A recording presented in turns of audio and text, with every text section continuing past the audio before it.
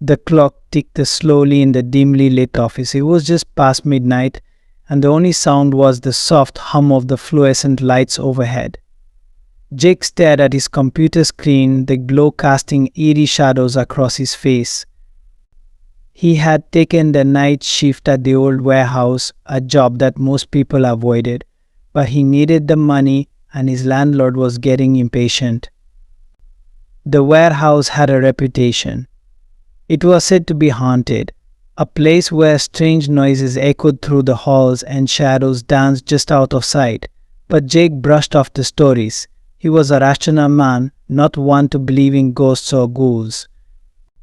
Yet, as the hours dragged on, he couldn't shake the feeling that he was being watched. He glanced around the empty room, the piles of boxes casting long, dark shapes on the floor. The air was thick with dust, and the smell of old wood lingered in the corners. Jake took a deep breath, trying to steady his nerves. He had a job to do, and he couldn't let his imagination get the best of him. As he returned to his computer, a sudden noise made him jump. It came from the back of the warehouse, a soft thud, like something heavy had fallen. Jake's heart raced. He told himself it was just the building settling, but a part of him was not convinced. He stood up, the creaking of the floorboards sounding loud in the silence, and walked toward the sound. The back of the warehouse was darker, the shadows deeper. He reached for his flashlight, turning it on as he stepped into the gloom. The beam of light danced across the walls, revealing old machinery and forgotten tools. But there was no sign of anything that could have made the noise. Just as he was about to turn back, he heard it again, a soft whisper. It was faint, barely audible, but it sent chills down his spine. "Help me," it sounded like a child's voice. Jake's breath caught in his throat. He was alone, wasn't he? "Hello," he called out, his voice shaky. The whisper stopped, replaced by an unsettling silence. He felt a shiver around his spine, and he turned to leave. But as he did, he caught a glimpse of something out of the corner of his eye, a shadow darting between the boxes. "Who's there?" He aimed his flashlight in the direction of the movement, but there was nothing. Just the empty warehouse, quiet as ever. Jake's heart raced as he hurried back to his desk, trying to convince himself it was just his mind playing tricks on him. He sat down, his hands trembling as he tried to focus on the screen.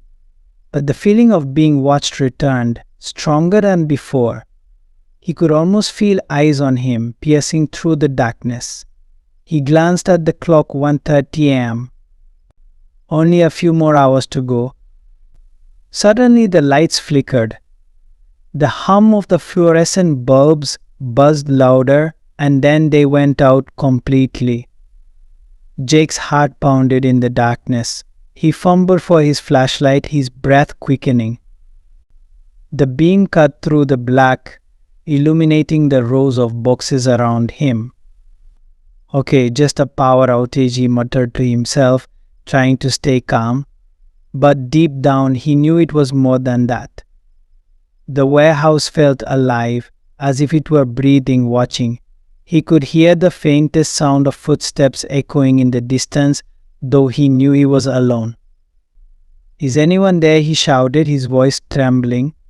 Silence answered him, thick and suffocating. He felt the urge to run, to escape this place, but he was trapped. The only way out was through the darkness. He took a deep breath and moved cautiously toward the door. As he reached for the handle, a cold breeze swept through the room, chilling him to the bone. The hairs on the back of his neck stood up. He froze, feeling an icy presence behind him. "Help me," the whisper was louder now, almost pleading. Jake spun around, shining the flashlight in every direction, but there was nothing, just shadows, deep and dark, closing in around him. Panic surged through him, and he bolted for the door. But the handle wouldn't budge. He pulled and twisted, his heart racing as he heard the whisper again, now accompanied by a soft giggle. "Help me, please." Jake's mind raced. He had to get out. He turned back to the room, searching for another way. The only other exit was a small window near the ceiling, but it was too high to reach. He felt trapped, the walls closing in around him. "Help me," the voice was right behind him now. He turned, flashlight shaking in his hand, and saw a figure standing in the shadows. It was small, a child, with hollow eyes and a mouth twisted in a silent scream. Jake stumbled back, fear gripping his chest. "Who are you?" he shouted, backing away. The child stepped forward, the light revealing a tattered dress and dirt-streaked skin. "Help me," it whispered again, reaching out a tiny hand. Jake's instincts screamed at him to run, but he was frozen in place. The child's eyes seemed to pull him in, filled with a sorrow he couldn't understand. "Please," it begged, its voice barely a whisper. He took a step back, shaking his head. I can't help you." The child's face twisted in anger, the smile fading into a grimace. The temperature in the room dropped, and Jake could see his breath in the air. "Help me," it shrieked, the sound echoing through the warehouse. The walls seemed to vibrate, and Jake felt a rush of wind, as if the very building were alive. He turned and ran, adrenaline pumping through his veins. He dashed down the aisles of boxes, the flashlight beam bouncing wildly. He could hear the child's footsteps behind him, getting closer and closer. "Help me," the voice was now a wail, filled with despair. Jake burst into the main area of the warehouse, the large space empty except for the scattered debris. He spotted a door at the far end, a glimmer of hope. He sprinted toward it, the sound of tiny feet pounding behind him. As he reached for the door handle, he felt a cold hand grip his ankle. He stumbled, falling to the ground, the flashlight rolling away and flickering out. Darkness engulfed him, and he felt the child's presence looming over him. "Help me," it whispered, and Jake felt a wave of despair wash over him. He scrambled to his feet, heart racing as he turned to face the child. But it was gone, swallowed by the shadows. He ran toward the door, throwing it open and bursting into the night air. The cool breeze hit him like a wave, and he gasped for breath. He stumbled outside, the moonlight illuminating the path ahead. He didn't stop running until he reached his car, fumbling with the keys as panic surged through him.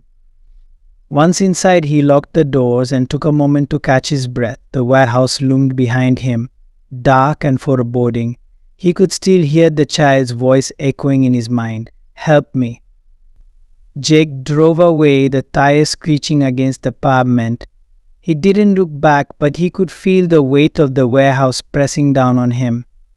The memory of the child haunted him, a ghostly reminder of the horrors he had faced. Days turned into weeks, but the memory never faded. He found it hard to sleep, waking up in a cold sweat, the child's voice echoing in his ears. He tried to forget, to move on, but the nightmares returned every night. One evening, as he sat on his couch, he received a call from his boss. "Jake, we need you to come back for the night shift," she said, her voice calm. "We're short-staffed." He hesitated, dread pulling in his stomach. I can't go back there." "Jake, it's just a job. You can handle it." Her voice was insistent, but he could hear the impatience beneath the surface. With a sigh, he agreed, knowing he needed the money. That night, he drove back to the warehouse, every nerve in his body on high alert. The building loomed in the darkness, a giant waiting to swallow him whole. As he stepped inside, the familiar chill washed over him. The lights flickered to life, casting long shadows across the floor. He took a deep breath, trying to steady himself. This time he wouldn't let fear consume him. He settled into his desk, the ticking clock echoing in the silence. Hours passed, and he found himself lost in thought, trying to push the memories away. But as the clock struck midnight, the whispers returned. "Help me." Jake's heart raced. He stood up, scanning the room. The shadows seemed to shift, moving closer. "I'm not afraid of you," he shouted, his voice echoing through the empty space. The whispers grew louder, a cacophony of voices pleading for help. He felt the temperature drop, the air thickening around him. The lights flickered again, and he could see the child's figure at the edge of the room, its hollow eyes fixed on him. "Help me," it cried, reaching out once more. "No," Jake shouted, shaking his head. "I can't help you. I don't know how." The child's face twisted in anguish, and the room shook. Boxes toppled over, and the walls seemed to close in around him. "Help me," it wailed, the sound piercing through the chaos. In that moment, something shifted inside Jake. He realized that the child was trapped just like him. It was lost, searching for someone to break the cycle of despair.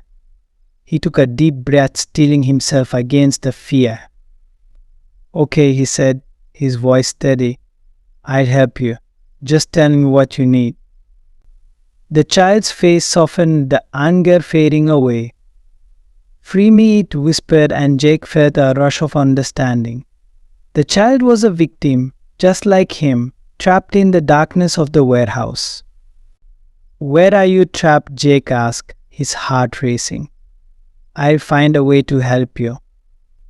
Below, the child replied, pointing toward the floor. Jake felt a chill run through him, but he nodded, determination filling him. He would do whatever it took to free the child. He moved toward the back of the warehouse, searching for a way down. A small door caught his eye, hidden behind a stack of boxes. He pushed them aside, revealing a set of stairs leading into the darkness below. "Stay with me," he whispered, feeling the child's presence beside him as he descended the stairs. The air grew colder, the darkness thicker. He switched on his flashlight, illuminating the narrow hallway. As he walked deeper into the bowels of the warehouse, he could hear the whispers growing louder, echoing off the walls. "Help me," they cried, a chorus of despair. Jake pressed on, feeling the weight of their sorrow. At the end of the hallway, he found a small room, its walls lined with old photographs.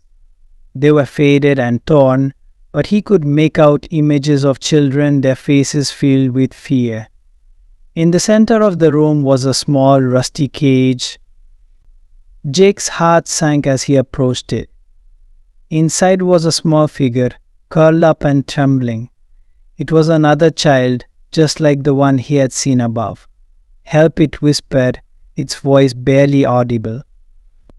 He rushed to the cage, pulling at the rusty bars.